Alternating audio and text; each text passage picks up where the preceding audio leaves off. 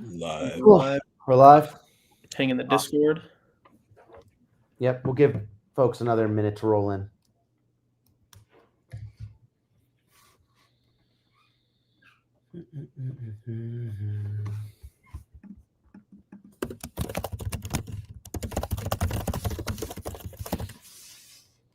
Once it hits 103 on my screen, I'll jump in and we'll go.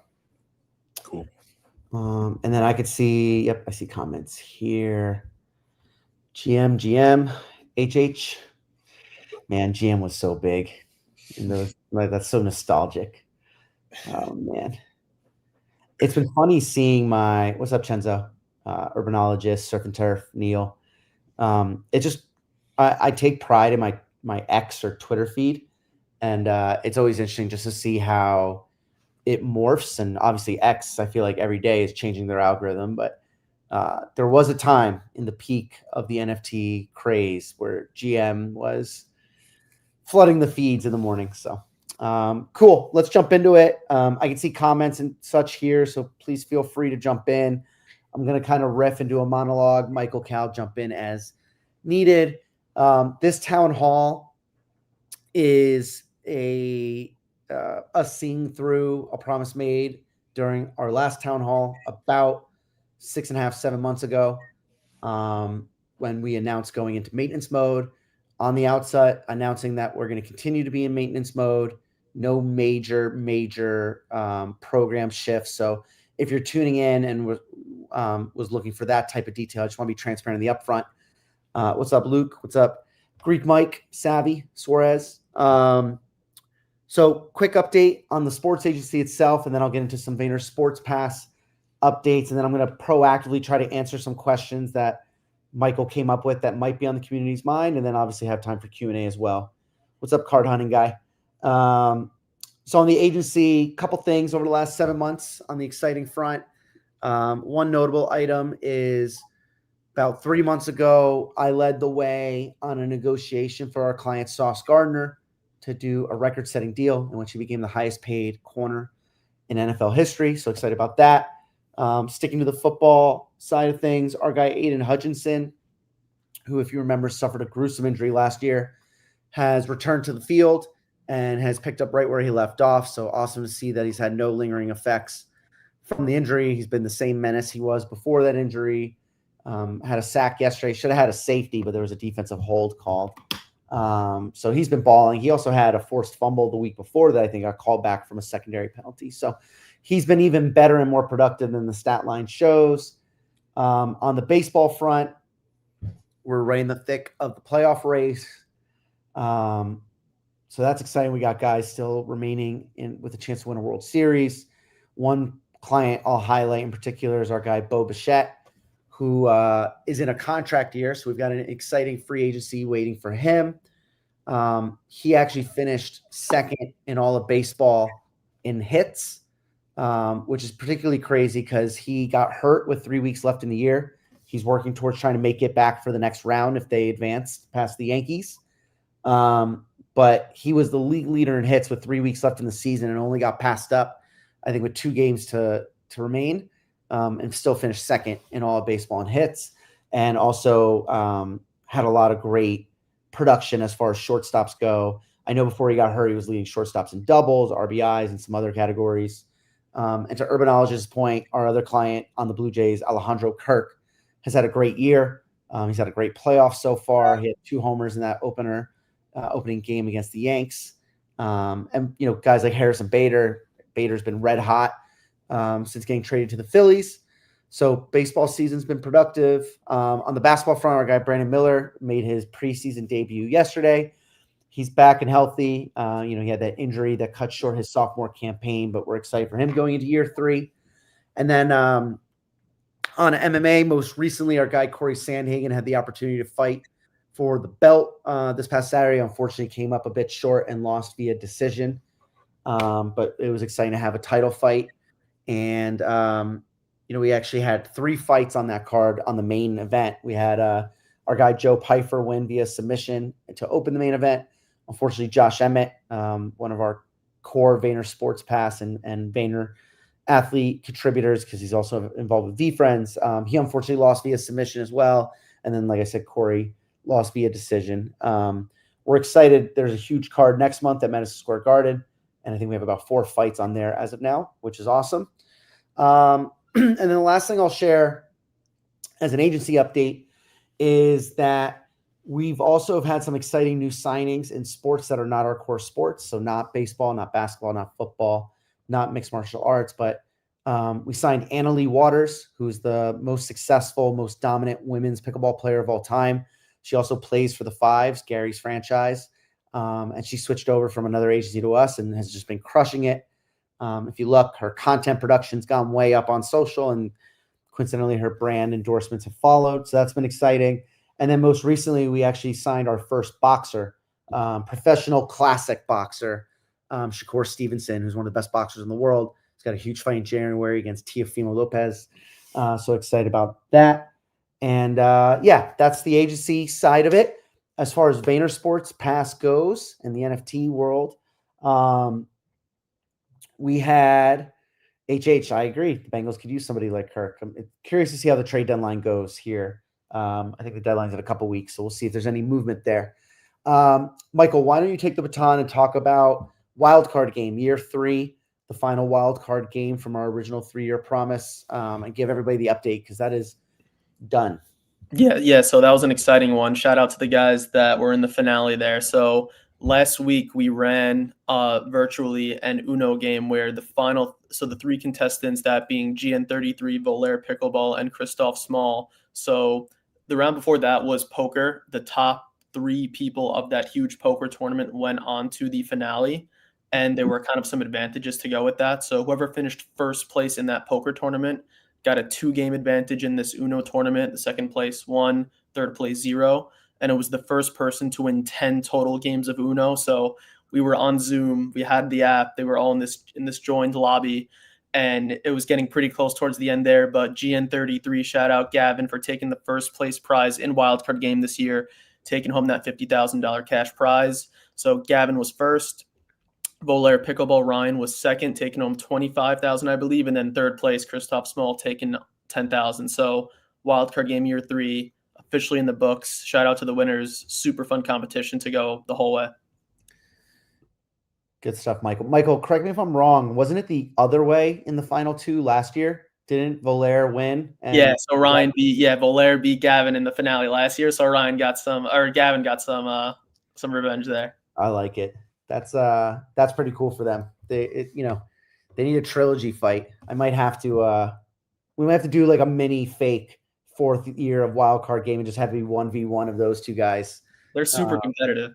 They're super competitive. I remember last year when we hosted the live version, they just came in like super prepared, super intense, but to their credit, like very gentlemanly, very good sportsmanship, very friendly. That dichotomy of like how cool they were and chill they were, but also how intensely prepared they were was a really cool one too. And the fact that they met in the final again and had the other way. I'm actually going to, I'll pull up Derek Donahue's question about any plans to move this back to an active project. So I'll jump in here. So as Derek is alluding to, we're in maintenance mode.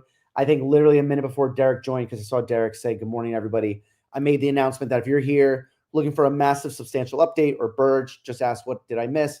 There is no major substantial update. We are still in maintenance mode, but a few things. One, we're continuing to fulfill what we've said we would fulfill. So like Michael just gave the wild card update, we did that.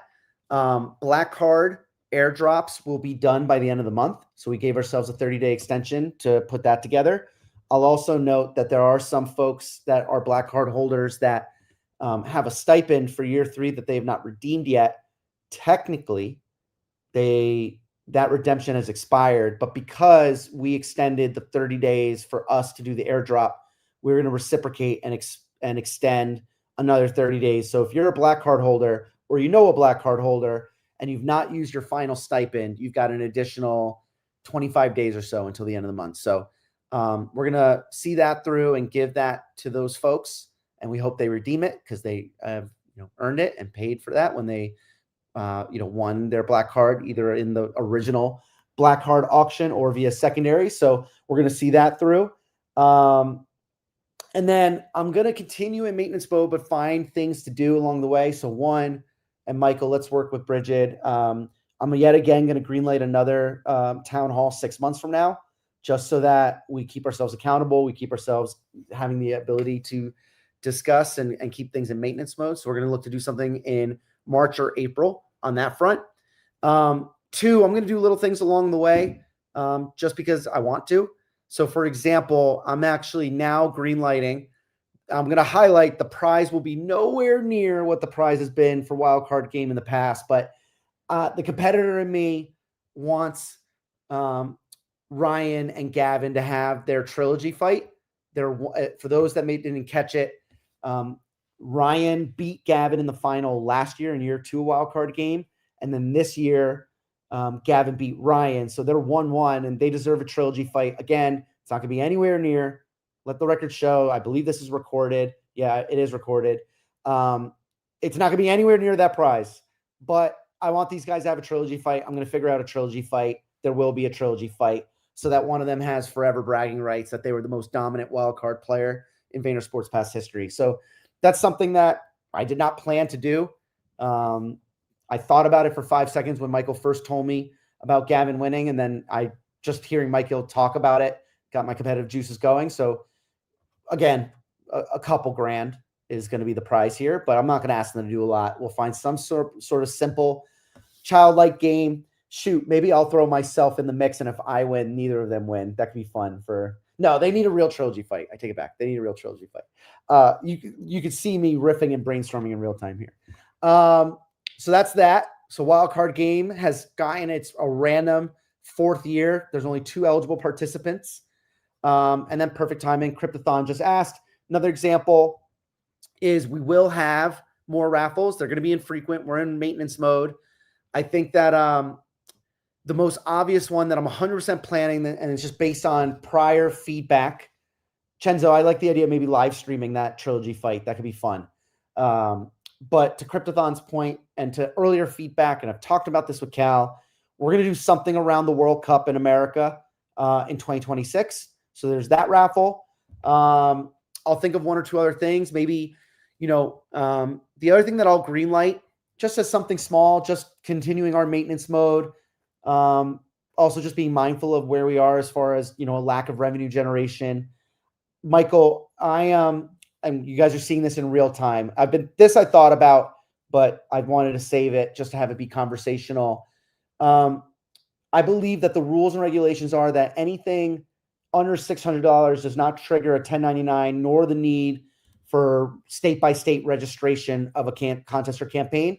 What I'll greenlight for my personal collection is a raffle a month through the rest of the year for a prize that's probably valued around $500 or so, keeping it under the $600 threshold.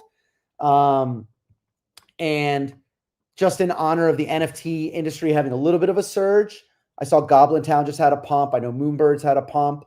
Some of these old school PFP projects have had a little bit of life. And so I'll do a raffle in October, a raffle in November, and a raffle in December. And that's that. Austin, we've gone down the sponsored route. Frankly, the viewership, it's just not big enough. Getting real brands to put real dollars behind it. I wanted the prize pools to be bigger. Even when we were full go, first year wildcard game, our biggest viewership, we did professional production, captured tons of content. Sponsors were not biting. So I would love to, but it's just not realistic. And we have to operate in maintenance mode within those confines. But like I said, Michael, work with me. I'm going to grab 3 of my NFTs from my collection. We'll do a raffle for October, November, December. And then in 2026, sometime probably in Q2, maybe late Q1, we'll do probably late Q1 so people have time to travel and plan that travel. We'll do a World Cup. There's been conversation around not enough proper football/soccer raffles. This will go towards that. So those are 4 raffles, 3 NFTs over the next 3 months, and a World Cup raffle that we will administer in the near future. And so, yeah, actually, I'm going to answer what Cryptathon brought up with VSP Strat. So Michael teed me up, and I think it's a great conversation point, and I'll end here, and we'll go more into Q&A, even though this is kind of Q&A. State of the NFT industry. how it relates to us. So the strat, I don't know if you guys have seen this, but there's basically, and I'm not terribly deep, so bear with me. I'm not pretending to be an expert on this. I'm actually doing a little bit more digging here this week on the topic. There has been this, call it construct and platform approach of a strat. So punk strat. I think I know there's more than punk strat. I've seen 3 or 4 others. I think Moonbirds has a strat. And there's a couple other strats, but my understanding, and maybe Cal or Michael, if you've seen it deeper, if anybody else here has seen it, my understanding is that it's kind of like almost like an ETF approach where it's like a fund, and Burge, you're a holder, so you can maybe text a little bit and correct me if I'm wrong. I'm not pretending to be an expert.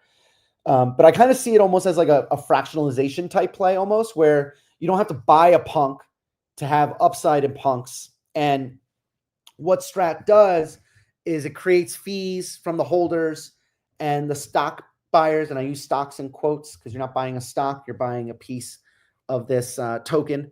And it's taking a large portion of the fees generated and buying the artwork, or the collectibles. So I believe Punk Strat, PNK Strat, PNK STR, as Burge highlighted, they're generating these fees for people getting in investing, and then they're taking the fees and they're reinvesting and buying punks, and they've been buying up punks, and it's been helping the projects because the projects are getting the floor cleaned up from that. So that's my understanding. I think some of the old school NFT projects have benefited from that. I don't think they fit utility tokens. And I think when I think about the current state, the fees are used by thank you, Gerard. So Gerard T just highlighted, I missed a component that they're buying and selling, and they're basically arbitraging and listening at it. Sounds like the 10%. I did see that 10% flow, so I guess that's a kind of like a baseline model of if you buy it for 200 grand, you list it for 220, and when it sells for 220, it buys and makes it deflationary and burns the token supply down, thus making the token holders more valuable. Really, really, really interesting. And like Burge mentioned, an inventory bound market maker. That's a perfect way to describe it in a much more sophisticated manner than I did. So thank you, Burge. Thank you, Gerard. Thanks for chiming in. I don't think that strategy fits for tokens that are utility based like ours. I think it's winning. You can see Gerard's Moonbird, Punk, etc. I think other projects are a little bit more of a fit, but I'm continuing to evaluate it. Like I said, I'm actually doing more digging this week. I have a call set up with somebody intimately familiar with the approach, so I'll vet that. Excuse me a second, Michael, Cal, jump in. I'm getting a call from my doctor. One moment. I honestly haven't seen much of it, Cal. If you want to talk about some of the strat stuff.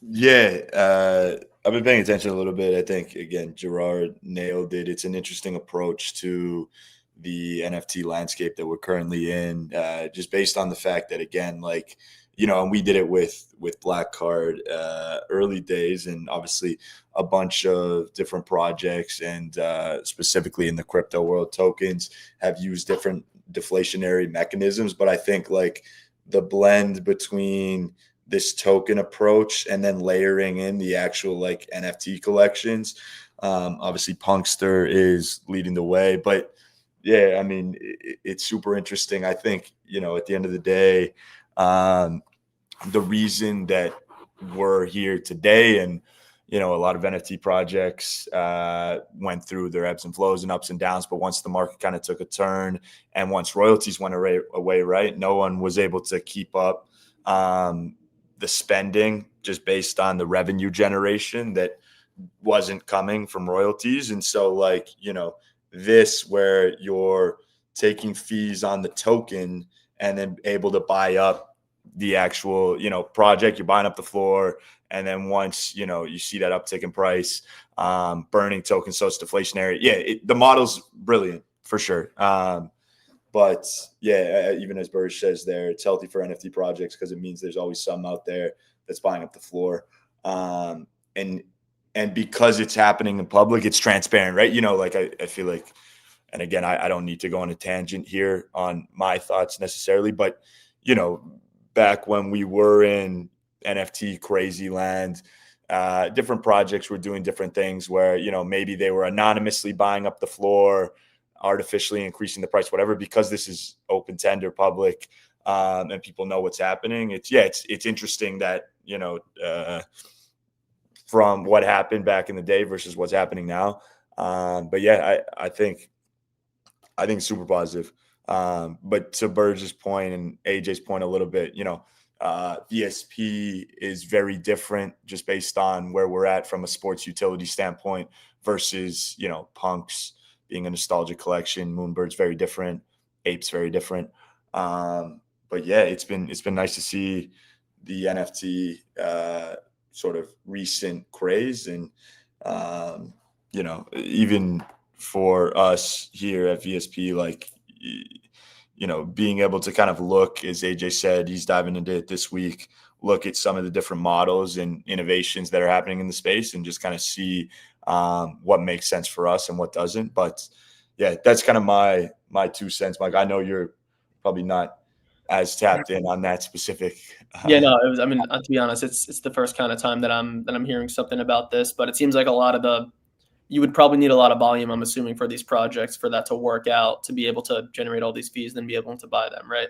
For sure. And I mean, look, like everyone who's in here too understands that Web3 and NFTs in general is an attention-based economy and game. And, when back in the day, when different projects are launching and able to kind of do these Twitter X campaigns and different things and keep and hold attention, very different landscape that we're in right now. And so, this Punkster and this new kind of model that people have brought into the ecosystem is generating enough attention that I actually think this is going to stick, and it's going to be interesting to see how different projects and potentially, new projects launch based on this. And so, the model needs disrupting ever since royalties left. And so, we're in an interesting spot here. I think, obviously we touched on it in terms of where we're at VSP wise with raffles coming, etc. But I would say majority of the projects in the space were kind of more speculation based versus actually utility driven, right? So that was the biggest thing and difference. Here. How new is this, would you say? Like when did this kind of first start to come about? Within the last 3 weeks, to 2 to 3 weeks. It started really getting big 2 weeks ago. Yo, AJ, we got you back. Yes. Sorry about that, doctor's office. I have a procedure tomorrow. You're good. Cool. So yeah, that's the strategy session. What I'll do, and then I'll just end. I know where I was going with this. Just current state of the NFT market. I think the strategy session is a part of it. And that's kind of like the current meta. Crypto in general has been strong, Bitcoin at a high level, Coinbase, Ethereum, other tokens. I think that when I think about our place, and I heard Cal reference it as a utility token, I think the number one thing that has hurt us and continues to hurt us and will hurt us until it changes is the lack of typical consumer adoption. I don't think there's somebody new that has come into the ecosystem. It's like, oh, let me make my first thing the strategy play. Maybe some extreme financial person that doesn't have any actual interest in the NFTs or blockchain, but like we made a bet, and I made a bet, and I'm willing to take and fall on the sword of this bet that NFT consumer adoption was going to grow at a rapid rate. I was a very big believer, as somebody that loves, buying and selling trading cards and having NBA Top Shot as my first taste of the NFT ecosystem. I did not think we would be where we are today in terms of consumer adoption. I thought we'd be much further along. And so I built a project that I thought would crush when the mainstream consumer came. I think that if and when the mainstream consumer comes, the NFT projects that will have the most success are the ones that reflect our society now and their interests, things like sports and music. And so that's a bet that I made, and that's not played out. And so we continue to wait. We continue to be in maintenance mode. I'll do these every 6 months. We'll do a few things here and there, kind of like these raffles we just talked about. We'll fulfill any obligations that we promised, which we continue to do. And that's kind of where I'm at. So that's kind of the end of my monologue. I'd love to kick it to some Q&A if anybody's got any, and then we can wrap when we wrap. And then Michael, if you have anything to add. Yeah, real quick, just State of the Union stuff. I know that we recently shipped out any merch, and so anyone that has had any stuff from rewards or sports cap merch or VSP merch, all that has been shipped out, and you should have gotten emails for tracking. So if you are still owed something and you haven't gone in the next week or so, open up a ticket in the Discord, tag me, and we'll just get that sorted. So that's that. And then AJ, there was some Q&A that was gone before the thing started in the email that I sent. If you want to check out that, if there's nothing else. Q&A. In the email that I sent you earlier, that it was fielded before the town hall. Oh, I thought that. Oh, I was using that. Okay, let me pull it up. I got you. AJ, I'll just one of the. Yeah, I see it. One of the questions. You got it. Yep. That was kind of what I was using to answer number one. So as far as like, how do we shift out of maintenance mode? I think it's a requirement of the ecosystem to have actual consumer adoption beyond like the crypto native current base. The current base is too small and too focused on financial arbitrage for a utility token to win. That's how I feel. Let me go back to your email. Do you need any help from holders? I mean, that's a loaded question. I think I see Chenzo made a point, and we could definitely make that push where we'll highlight our raffles for the NFTs as well as the World Cup. So if the holders want to distribute that and retweet that and support that, like, comment, etc., that helps. Beyond that, I think it's foundationally in our hands and in the ecosystem's hands. So that's kind of my perspective on it. Has there been any discussion on doing just one active? Yep. So I think that number 3 question was around activations. Just answered it with World Cup and these NFTs. I see both David and Austin's questions, but I'm going to just go through the pre-read real quick. Are there any VSP items left that a holder can purchase? Michael, I don't think we have any inventory, right? I mean, we have some like sports cap shirts and coffee left, but VSP specific, not really. Yeah, we're not. Yeah, I don't think we're planning on doing that. And then number 5 is also partly what I answered in terms of my vision and what didn't come to fruition, and that's what I was speaking to. So why don't we go, Aaron? In terms of using my own assets, that AA is actually my brother's. I'm holding it for him. I was using it to activate it in the way that it needed to be activated, especially when Blast was the meta for Wolf Game. If anybody remembers Blast and the Blast network and the unfortunate failure that was. But that is not my AA. But I will look. I do have some Wolf Game assets. I've sold some, frankly. I mean, talk about taking a loss. I lost a fortune on Wolf Game. I remember, I think I sold a Devil Wolf that I bought for, I don't know, $40,000, $50,000, $60,000 and sold it for a couple $100 to harbor a loss against some other profits. So that's my perspective on that. But like I said, I'm looking at my own inventory for these 3 NFTs and we'll do it. David asked about card breaks. The card breaking, I just don't think it makes sense for us to do it as a standalone. Even if we charge for spots, like, it's just not a great use of time, and the resources and the finances aren't there. I know VFriends does pack breaks, and I think the more natural integration maybe at some point would be doing something with them where we're ripping VFriends product and some sports product, things like that. But I don't see us doing card breaks if I'm being candid.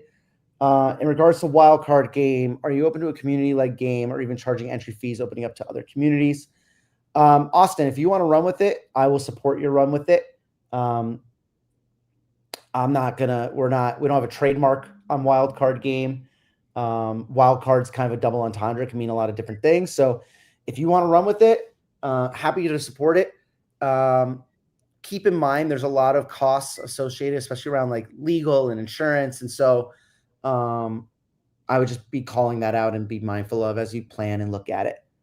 So that's where I'm at. I love wildcard game. I love pretending to be Jeff Probst and be a game show host here and there. I feel like I missed my calling and I should have been a reality TV show game host. But we don't have plans on doing anything with it beyond this 4th battle that I just greenlit moments ago. Brett, I agree. You know, we always fought that fight, especially when VaynerSports Pass was in its early days and mid days and call it transition days to maintenance mode. We did have we had a nice video that our guy B Hatch put together that just showed the actual utility that we drove. I just think that right now you have one consumer that cares, and it's the financial arbitrage consumer that's, doing more of the buying and selling of crypto and the strategies and all these things, and they're not really focused on utility. And then the consumer that I think would care about our utility is not here. We do not have a mainstream consumer. I challenge you to ask 10 friends that like sports that you don't know are already in crypto and see what rate you get of responses back of people that have a willingness to download an Ethereum, a MetaMask, and set up an Ethereum wallet and buy Ethereum and transfer it over and things of that nature. My number one thing, and it's not an excuse at all, but I will assign blame to the industry, is just the friction. It's getting a random person to partake. It's been too hard. And I know it's definitely not too late, Savvy, and that's why we're saying in maintenance mode. If I thought it was too late, we wouldn't be here right now. I would have shut the project down. I would have never came up with maintenance mode. I wouldn't do a town hall. I wouldn't do these raffles. I wouldn't continue to spend my own money on it. I'm keeping this thing around because I don't think it's too late. I do think that digital ownership is a thing. I do believe in the technology. I also believe that there is progress being made on the user experience and allowing things like credit card to buy NFTs and things of that nature. So I'm not giving up. It's not too late, but it's just the reality of where we are right now. And so I'm just kind of calling a spade a spade. Aaron, I appreciate, man. That's love. Thank you. I appreciate that very much. That's kind of you to say. Adrian, I appreciate that. Yeah, and listen, I don't want to act like I'm some saint. It's not taking from me, at least. I know I still got Michael and Cal doing some work. It's not been a heavy load these last 6 months for me. Doing these town halls. I mean, the familiar faces and the people that are willing to spend the time, it gives me enjoyment. Yeah, Chenzo, it's getting better, but we still got room to grow. Let's go to Neil. What if VSP and VF morphed into one where you and Gary create new characters related to sports and turn it into VS friends only VSP could buy? Neil, it's creative, and I like the concept. I think that what complicates it a little bit, as much as Gary and I are brothers, and as much as you've seen the VFriends lean, VFriends also has a substantial investor backing. A16Z, the biggest institutional tech investor of venture capital in our country and maybe the world. So it doesn't make the most sense. I think there's, owners in VSP, there's owners in VFriends, and it's a little bit complicated. So friendly collaborations like we've done, no doubt. I think something as intense as that, I don't see happening. And I also think it compromises and limits the upside of what we can do. It kind of puts us in a silo, and it goes back to what I was just saying to Savvy D, where it's like, it's not too late. I'm keeping this thing around. I'm more than happy to do the check-ins every 6 months and to do a little bit of activity here and there and fulfill our promises so that I can be ready if there is a shift. And I'm hoping there's a shift. So,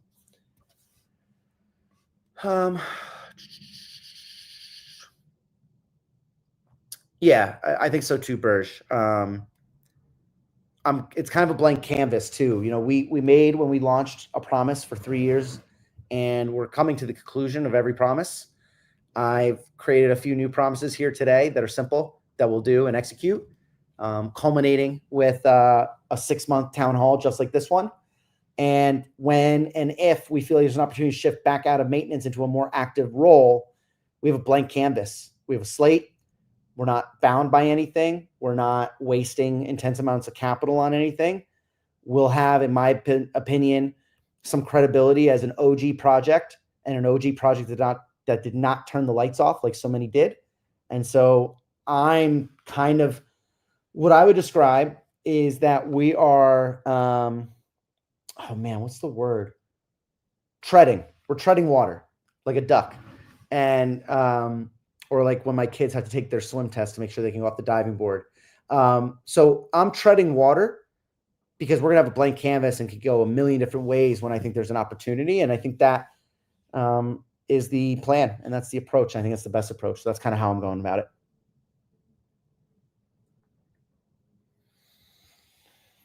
I'll leave it. I'll stay here for another minute. I've answered all the questions, but I'll give it another minute in case anybody else has one more that pops up. Here we go. Thoughts on doing another mint for other sports to fund VSP? I don't think that's the way. It's definitely an option.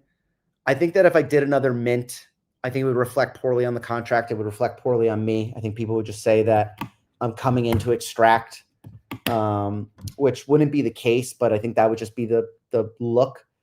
We also have done all the major sports. So I just don't think the optics of coming in and doing a mint for pickleball or volleyball. Well, we had a volleyball token. I love the volleyball token. So I don't see that as a path. I don't think it's the right move. I'm not saying that we can't do another mint in the future, but I think something would have to substantially change, whether it was technological or consumer wise, to justify a mint. I think doing one now would be a mistake and would probably end up hurting the project long term and kind of hurt our brand for when I'm trying to strike when I believe is the right time. So I just don't think it's the right time. It's always an option. That's not where I'm at. I'll do one more if anybody has it. Otherwise, Michael Callie, I think that's on your mind. Yeah, Urban, we've discussed the green is green. I think that it's an option. I don't think green is green. I can say with certainty green is green will not happen at a New York Jets game this year, where it's always been, just through a combination of the current state of the project, the current state of the football team, and other things like that. But green is definitely something that's on my mind. If one thing that's on my mind, and I don't know where the V-Friends team is at, but if and when VCon makes a reappearance, I could see VaynerSports Pass tagging along and doing a real life activation at VCon. So that's where we're at. But just to be very candid, if you're expecting a green is green at a New York Jets game this year, we're not planning on that. Chenzo, appreciate it. And yeah, everything's fine on the doctor's front. I don't know if I'll just be candid and transparent. I appreciate the concern. Everything's great. I think some of you have heard I suffer from something called Crohn's disease, and thus every 3 years I need to do a colonoscopy. I have a colonoscopy tomorrow. A little bit TMI, but that's just my situation. I don't mind bringing awareness to what I deal with.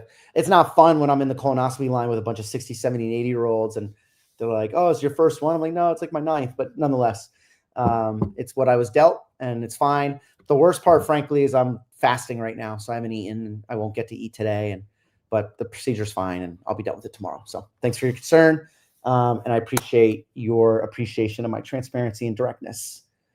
Let's see. VCon 2026 to 2027 is likely. That's what Burge feels. Yeah, we'll see. Urbanologist, good point. I guess the price on Jets tickets aren't the most expensive when they're 0-5, but NFL games are NFL games.